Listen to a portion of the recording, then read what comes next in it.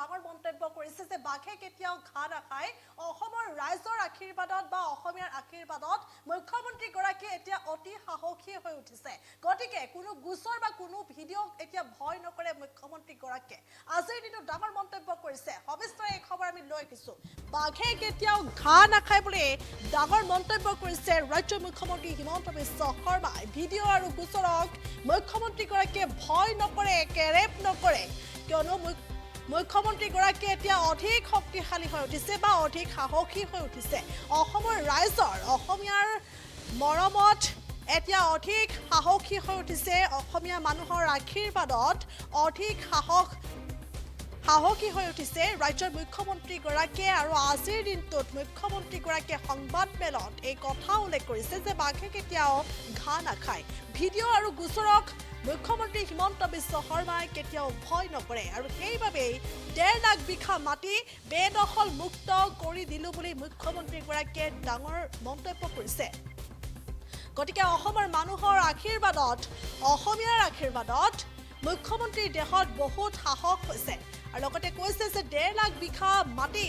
ইতিমধ্যে বেদখল মুক্ত কৰি দিলো কোনোবাই ভাবিছিল নেকি মুখ্যমন্ত্ৰীগৰাকীয়ে প্ৰশ্ন কৰিছে গতিকে ভিডিঅ' আৰু গোচৰক মুখ্যমন্ত্ৰীগৰাকীয়ে কেৰেপ নকৰে কিয়নো দিনে ৰাতিয়ে অৰ্ধদিশে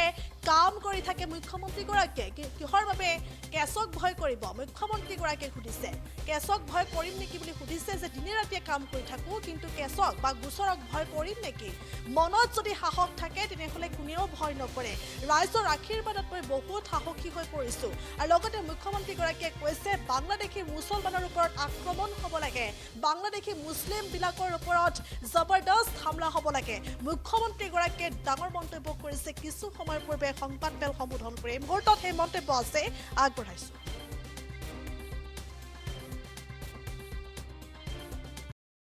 মানুহ নেকি ইমান দিন হিমন্ত বিশ্ব শৰ্মাক আপোনালোকে লগ পালে মোক মাতং সিঙে ভয় খুৱালে জয়ন্ত বৰুৱা কোনোবা অসমীয়াৰ সাহ আছে নেকি জয়ন্ত বৰুৱাক ধৰিবৰ কাৰণে মাতং সিঙে ভয় খুৱালে জয়ন্ত বৰুৱাই ভয় খুৱালে মই ভয় খাওঁ নেকি ক'বা ভিডিঅ' আৰু কেছ লৈ হিমন্ত বিশ্ব শৰ্মাই ভয় খায় নেকি এইটো আপোনালোকে নাভাবিব জীৱনতে নাভাবিব বাঘে কেতিয়াও ঘাঁ নাখায় এইটো ধৰি ল'ব কেছক আৰু মই ভয় কৰোঁ নেকি এইবিলাক কি কথা কয় ইমান দিনে ৰাতিয়ে কাম কৰি থাকোঁ আৰু কেছক ভয় কৰিবৰ কাৰণে কৰোঁ নেকি যদি কেছক ভয় খালোহেঁতেন তেতিয়াহ'লে আপোনালোকৰ ভয়ত মই কেতিয়াবাই পলালোহেঁতেন অসম এৰি গতিকে কেছক মই ভয় নকৰোঁ এইটো লৈ টেনশ্যনে নল'ব যোনে একোৱে যদি কাৰোবাৰ মনত কাৰেজ থাকে সাহস থাকে সি বেলেগ একো ভয় নকৰে আৰু সেইকাৰণে এনেকৈ 1.5 লাখ বিঘা মাটি খালী কৰি দিলোঁ কোনে ভাবিছিলে কোনেওতো ভবা নাছিলে যে পাৰি বুলি গতিকে এইটোৱে সাহস অসমৰ মানুহৰ আশীৰ্বাদত মোৰ দেহত বহুত সাহস হৈ গ'ল অসমীয়া মানুহে সাহস দিছে যে এই পাৰ্টি বাংলাদেশী মুছলিমবিলাকৰ ওপৰত জবৰদস্ত হামলা হ'ব লাগে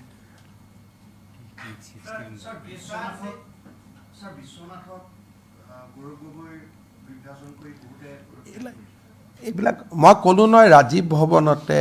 আপোনালোকে যেন সিদিনাখন গৈ আপোনালোকে যে প্ৰশ্ন নকৰিলে মই সেইটো কাৰণে মই দুখ পাই আছোঁ আফটাৰ ইলেকশ্যন আপোনালোকৰ লগত মই বহিব লাগিব এলাও নকৰেতো কোনোতো এলাও নকৰিলে যে হিমন্ত বিশ্ব শৰ্মাই কিবা নকৰিলে যে প্ৰেছ ক্লাবত মিটিং হয় এইটোত কিয় নহ'ল আপোনালোকক যে ঢাকা ঢাকি কৰিলে সিদিনা ৰাজীৱ ভৱনত কিয় মিটিং নহ'ল প্ৰেছ ক্লাবত আপোনালোকক যে ইমান ঢাকা ঢাকি কৰিলে ৰাজীৱ ভৱনত আৰু প্ৰশ্ন মোৰ মিটিঙত কোনোবাই কয় নেকি এইটো প্ৰশ্ন আপুনি সোধক এইটো সোধক এইটো সোধক আগতে যে ৰিপৰ্টাৰ ছেটিং হৈ গ'ল যে এইকেইটা প্ৰশ্ন সুধিব এইকেইজনক প্ৰশ্ন দিব সেইটো কিয় আপোনালোকে প্ৰতিবাদ নকৰিলে অসমৰ সাংবাদিকতাৰ সেইটো এটা কলা অধ্যায় আছিলে মোৰ প্ৰেছ কনফাৰেন্সত কেতিয়াবা পীযুষে কয় নেকি যে আপুনি সোধক আপুনি সোধক আপুনি সোধক কয় নেকি কোনোবাই কয় নেকি যি সোধে সোধক কিন্তু সিদিনাখন আপোনালোকক কি ক'লে আগদিনাখনতেই ৰিপৰ্টাৰ চিলেক্ট কৰা হ'ল এইকেইজনে প্ৰশ্ন সুধিব কোৱা হ'ল আৰু আপোনালোকে এইটোও নুসুধিলে ভাই ৰাৱালপিণ্ডি আৰ্মিৰ হেডকোৱাৰ্টাৰ আপুনি কেনেকৈ গ'ল ভাই কওকচোন এতিয়া ভাৰতীয়